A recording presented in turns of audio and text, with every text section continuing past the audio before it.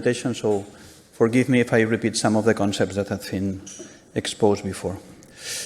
So this is my personal conflict of interest for this session, and this is my general conflict of interest. So already you know that sepsis is dysregulated whole response, and this is impacting in the endothelial. And of course we have vasodilatation, increase in coagulation, decrease in inferior lysis, microvascular dysfunction, and multi-organ failure. And for sepsis treatment, we are looking for treatable traits, so specific points that can be treated. And in this cartoon, you can see that there are several treatable traits proposed, and one of these is endothelial dysfunction with immune activation or with immune extraction. So it's one of the targets for personalized medicine in sepsis to focus in this specific dysfunction, endothelial dysfunction.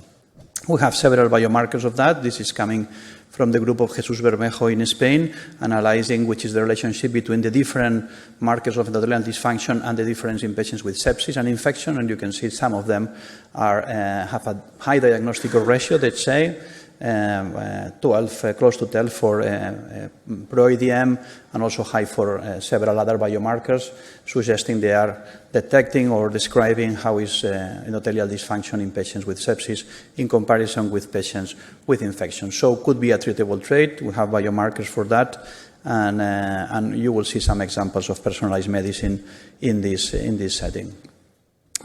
You also probably have discussed about the different components of endothelial dysfunction. We have increasing permeability and capillary leakage.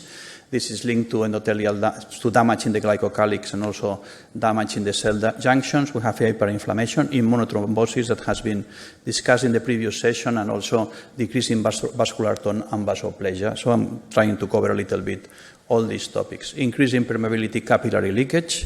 You know that the glycocalyx of the endothelium is damaged during sepsis, and this makes that the endothelium is leaky. And also there is this internalization of the B cadherin inside of the cells, in the cell junctions, and it means, again, an increase in the permeability because this disassembly in the cell junctions. The two things together makes that the production of interstitial edema is enhanced, and it's just driven by the hydrostatic pressure. So it's in patients with sepsis, you know, the risk of overload edema formation is very high because of these two damaged glycocalyx and tight junctions. Which type of fluids we have for resuscitate those patients? We have crystalloids, which is the standard of care, but maybe we can use also natural colloids like albumin. Albumin, at least data for coming from the Albios study, in the subgroup of patients with septic shock, it shows some benefit. So let's analyze a little bit albumin and the role on the endothelium. Albumin has a principal role, which is keep the colloidosmotic pressure, because the high molecular weight, the high concentration in blood, but also because of the negative charge. And albumin has another group of secondary foundations, mainly linked to the different subdomains of albumin, mainly in transportation of antibiotics, many drugs, antioxidant, immunomodulatory effects, and hemostatic effects. But I'm going to focus just in the capillary permeability and the endothelial stabilization. There are some information about this in different type of studies. I'm showing here a study, an experimental model of glycocalyx stabilization using activated polymorphonuclears and how these polymorphonuclear stick to the endothelial cells, and this can be prevented in certain way with different exposing the cells to different solutions of albumin. So some protective effect here. This is an isolated ex vivo model of assessing the permeability and the transudate formation according different perfusion pressure. I told you that this is the driver for edema formation with different fluids. Edema formation or transudate formation is high for crystalloids, and the different concentration of albumin produce less edema formation. Of course, this is linked to the colloidosmotic properties of albumin, but also, as you can see in the photograph, to the protection of the glycocalyx. So some also information there. I mentioned previously BA cadherin as part of the factors that are associated with this edema formation. This is a subgroup analysis or a sub-study of the Albios trial. They assess which is the risk of AKI and mortality according to the levels of these biomarkers. The levels are high, there are higher risk of AKI and also higher risk of mortality according to the levels, and the patients that were randomized to the albumin group compared to the patients that were randomized to the crystalloid group, the levels of this biomarker is always lower in the 3 points of analysis that was day 1, day 2, and day 7. So again, this is suggestion that albumin could be a fluid interesting when there is endothelial damage. We move to the next point. We know that adrenomedulin is a biomarker of endothelial dysfunction. The role that plays adrenomedulin in the endothelium is that when it's increased in plasma, it helps to keep the vascular integrity, which is in the interstitium, which is where it's in sepsis. This enhances vasoplegia or vasodilatation because of this mechanism of adrenomedulin. Adrecizumab, now with a standard name according to the mechanism of action, enbarcimab, is a non-blocking first-in-class monoclonal antibody against this adrenomedulin, and it helps to restore the vascular tone and also the vascular integrity. There is one randomized controlled trial. It's a 3-arms trial, different doses, phase 2, with different doses of enbarcimab against placebo. Patients were included because of septic shock, 12 hours of vasopressors, and high levels of bioIDM. So it's an enriched trial according to bioIDM levels. And also there is a predefined subgroup analysis for those patients that have DPP3 high levels, which is a biomarker of organ damage. And it was planned to exclude those patients after the study because this is not done at the moment of the inclusion. This is done later in the central lab, so those patients can be included for the analysis, and this is predefined in the trial. So enriched trial assessing the role of this monoclonal antibody in patients in septic shock. The patients who receive adrecizumab has higher resolution or faster resolution of organ dysfunction in patients that have placebo, and also there is, let's say, a trend for 28 days mortality for patients that receive adrecizumab. If we look this in more detail, and they did several subgroup analysis. The first one, so in the left you have all comers with bioIDM levels above 70, which is the whole cohort.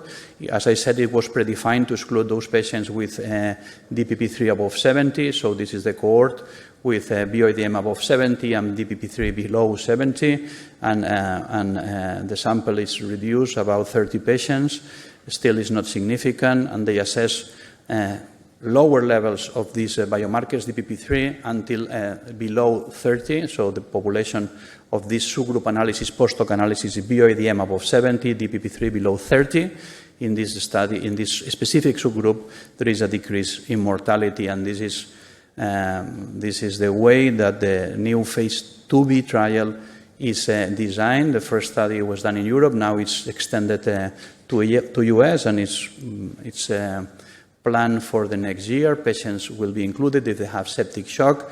The inclusion window is 10 hours after septic shock, and the patients are going to be included if they have bioIDM levels above 70 and DPP3 levels below 30. So again, it's an enriched trial, more enrichment because there are 2 biomarkers here for the enrichment, and the dose selected for the next trial is the high dose of the previous trial, which is 4 milligrams per kilo. So this is for the future, but I think this is an example of precise medicine. What about hyperinflammation? The objective of modulation of the inflammation, of course, is to control the inflammation without affecting the capacity of control the infection. There is a lot of heterogeneity in the treatment effect here. So again, without enrichment, this is going to be very difficult. Different techniques for blood purification and different indications of blood purification. Some of them are for toxicity, different cleaning of drugs. And I'm going to focus in sepsis. In sepsis, a huge list of devices doing that. I am talking about the not selective removal devices, and I'm going to focus in the one who has maybe in the non-selective more information, cytosorb. You know that the cartridge is filled of these beads. The total surface of these beads is above 45,000 square meters, so high capacity of absorption, especially hydrophobic molecules, including cytokines and some drugs, as I said, bilirubin, etc. Peter Pickers and co-workers assess if this capacity is real in clinical scenarios. So they have some healthy volunteers that accept to be randomized to cytosorb hemoabsorption or being a control, and they were submitted an LPS challenge. And really, the filter is able to remove circulating cytokines because the levels of the different cytokines are lower than the patients that do not receive hemoabsorption. So this is confirming an experimental study using experimental simulation, let's say. So this is true for cytokines. So this is systemic inflammation. If we look for specific factors that are related to endothelial damage, I bring 2 or 3 studies that have similar design, which is taking, in this case, septic patients, do hemoperfusion, and then obtain the proteins from inside of the filter, fractionate these proteins with a liquid chromatography, and assess what those proteins are doing. And here, 3 fractions of this chromatography show the ability to inhibit endothelial cell proliferation or to increase cell death or induction of apoptosis. So it seems that the filter removes some substances that are associated with endothelial damage. Similar study in this case is from patients that the hemoabsorption was done during cardiac surgery. So again, systemic inflammation, they remove and they analyze which is the effect in the endothelial cells, and some of the substances obtained from the filter is able to do that. And again, similar study, this is a single case study showing morphologically and functionally how the endothelial cells are affected by those substances that are extracted from the plasma. Which is the clinical benefit of that, or which is the clinical impact of that? There are not a lot of clinical data supporting this. There is clinical data supporting that is faster hemodynamic stabilization used this type of treatment. I guess Dr. David has talked a little bit about plasmapheresis. The idea here is not only of removal of the circulating substance, it's removal plus replacement of the different factors that can help to restore the endothelium coming from plasma donors. So it's a combination of removal plus administration of plasmatic factors that can help to stabilize the endothelium. The clinical impact is still under discussions. There are some trials, one of them that is going on by Dr. David, assessing this. By the moment we have this recent meta-analysis, but when you see the number of patients included in the different studies, still the sample size is very small, 280, 352. So it seems to be some benefit, but it still is very early to confirm this topic. The last topic I want to address is the vascular tone, vasoplasia. According to different mechanisms implicated in endothelial dysfunction, there are several candidates that can be helpful for correcting vasoplasia. We're using some of, at the end, norepinephrine, vasopressin, angiotensin II. I will discuss about that. I'm not going to discuss about methylene blue, and I'm not going to discuss about corticosteroids. We know that corticosteroids, in most of the studies with corticosteroids, are able to improve or to reduce the dose of vasopressors, so they have a role. But what about the rest? According to vasopressin is acting in this vascular smooth cell construction, so inducing vasoconstriction in B1 receptors, increasing blood pressure.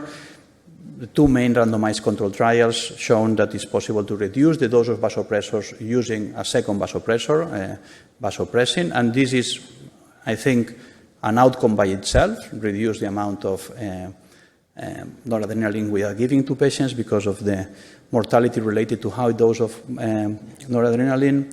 And also the second trial, the VANISH trial, show a similar effect. The most important effect is reduction of the dose of noradrenaline the patients are needed, and other effects, but together or put together, there are several meta-analyses of that. I pick up the meta-analysis of the Surveillance Sepsis Campaign, showing a reduction in mortality and no effects in terms of AKI and another safety outcome. So the recommendation is to start or to combine a second vasopressor when the doses of norepinephrine are above 0.5 mics per kilo per minute. What about angiotensin? Also, angiotensin converter is affected in patients with endothelial dysfunction. We have the ATOS trial showing, in fact, similar results that with vasopressin, in this case with angiotensin 2. There is a reduction in the dose, the dose of the norepinephrine in the patients treated with 2 vasopressors, not clear effect in mortality, but again, there is an enrichment, but it's a post-hoc analysis. If the enzyme is affected, there is an increase in renin, trying to produce more angiotensin 2, so patients that have high renin levels can be a target for the therapy, and in fact in this subgroup post-hoc analysis it has been shown that could be an impact in mortality only in this selected subgroup of patients. But again, this is for the future, this needs to be confirmed in further trials, and also renin is not available in many hospitals for taking these decisions. So as conclusions, again, sepsis global management, I think, is the driver of reduction in mortality, but there are specific targets for now, for the future, in endothelial management that can be useful for patients. Thank you very much for your attention.